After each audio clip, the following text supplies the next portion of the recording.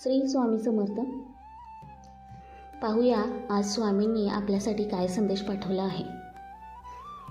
स्वामी सांगतात, आज तुझ्या प्रश्नाचे उत्तर द्यायलाच आलो आहे. तुझ्या मनात सतत विचार सुरू आहेत की आयुष्यात आनंद आला की कसं सगळं विस्कटून जातं. काल हसलो तर आज डोळ्यात पाणी आलं. सगळं सुरळीत का होत नाही? अजून किती अंत पाहणार आहात स्वामी? बाळा ऐक, अंतःकरणातून गोष्ट सांगत आहे, लक्षपूर्वक ऐक. तुझं दुःख मला माहीत आहे, पण प्रत्येक अश्रू हा तुझ्या आत्म्याची घडण आहे. वाईट दिवस म्हणजे तुझ्यासाठी नवी संधी आहे. तुला स्वतःला ओळखण्याची, तुझ्या स्वतःच्या ताकदीवर विश्वास ठेवण्याची ही संधी तुला मिळाली आहे. मी तुझा संयम पाहत आहे. तुझं कर्म शुद्ध ठेव, तुझं मन प्रामाणिक ठेव. याचे फळ तुला वेळेनुसार मिळेल, कारण जे तुझं आहे ते तुझ्यापर्यंत येणारच, तुला ते मिळणारच. जेव्हा तुला सगळं संपल्यासारखं वाटतं तेव्हाच नव्याची सुरुवात होत असते.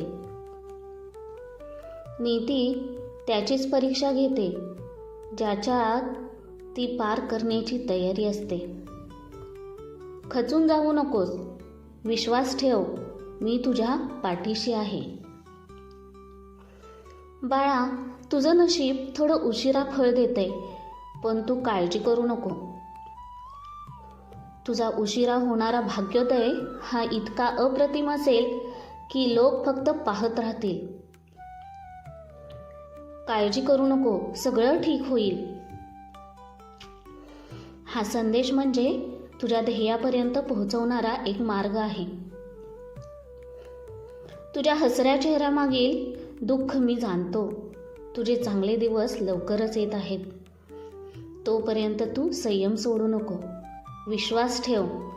तुझ्यासोबत सर्व काही चांगलेच होणार आहे. आपल्या भक्तांनी कोणत्याही नकारात्मक शक्तीच्या आहारी जाऊ नये, कोणत्याही संकटासमोर गुडघे टेकू नये म्हणून स्वामी महाराज सतत प्रेरणा देतात. आणि ते प्रेरणा देण्याचे छोटंसं माध्यम म्हणजे हे स्वामी संदेश असतात. तर पाहूयात स्वामी आज काय सांगत आहेत. स्वामी म्हणतात, तुझ्यासाठी आज पूजा करण्याआधी विश्वास ठेवायला शिक, बोलण्याआधी ऐकायला शिक, खर्च करण्याआधी कमवायला शिक, लिहिण्याआधी विचार करायला शिक, हार मानण्याआधी प्रयत्न करायला शिक, आणि बाळा, मरण्याआधी थोडं जगायला शिक. जेथे सर्व आशा संपतात, नशीब सोडतं, सर्व रस्ते बंद होतात, सर्वत्र अंधार दिसू लागतो, तेव्हाच तुझ्या स्वामींचा खेळ सुरू होतो. आणि न कळत तुझ्यासमोर अशा गोष्टी येतात. जेवढं गमावलं आहेस त्यापेक्षा आता कितीतरी पटीने तू कमावणार आहेस. उठ आणि नव्याने सुरुवात कर. तुझे येणारे दिवस सोन्यासारखे चमकू लागतील. माझ्या आज्ञेचे पालन कर.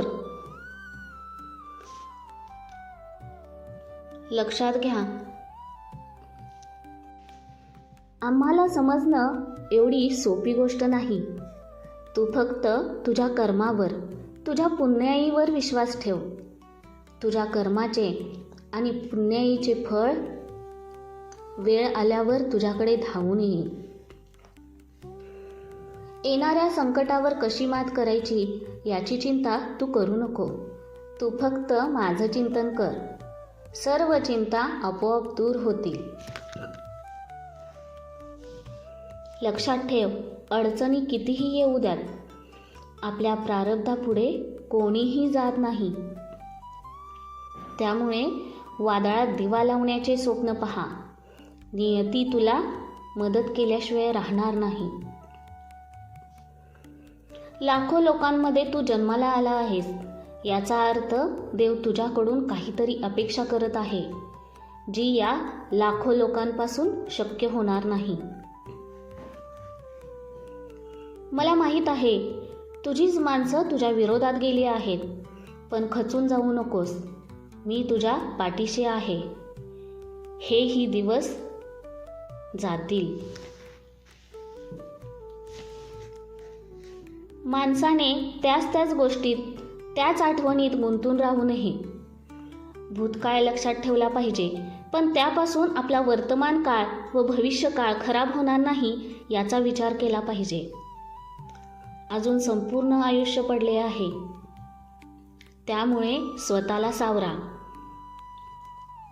स्वामींची भक्ती करा. स्वामी सर्व काही ठीक करतील.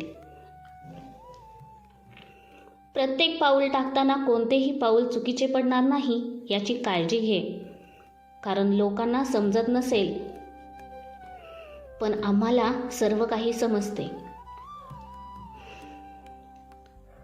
आपल्या मुखात नेहमी स्वामी नाम ठेवून, ध्येयावर चित्त स्थिर ठेवून, स्वामी सतत माझा विकास करत आहेत हा अतूट विश्वास ठेवून प्रामाणिक काम करायचे. आणि लक्षात ठेव, संकटाचा काळ हा ठरलेला असतो. तो कधीच कोणाकडे मुक्कामाला आलेला नसतो. दिवस बदलत असतात. तुझे दिवस लवकरच बदलणार आहेत.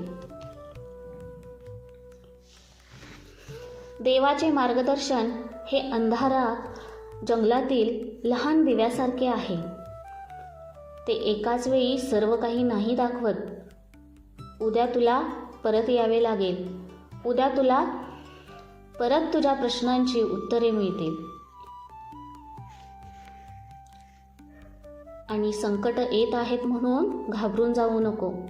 देवाकडे सतत असे बोलू नको की मलाच का एवढे दुःख, मलाच का एवढी संकटे. लक्षात घे, शर्यतीत पळणाऱ्या घोड्याला विजय काय असतो हे माहीतच नसते. त्याच्यावर बसलेल्या माणसाने दिलेल्या यातनांमुळे तो जीवाच्या आकांताने पळत असतो. जेवढा यातना जास्त तेवढा वेग जास्त आणि विजय पक्का असतो. त्याचप्रमाणे तुमच्या जीवनात जेवढ्या अडचणी येतात, जेवढं संकट येतं, तेवढंच तुमचा विजय निश्चित असतो. मला ठाऊक आहे तू आता संघर्ष करून थकला आहेस, पण आता काळजी करू नकोस. सर्व माझ्यावर सोडून दे.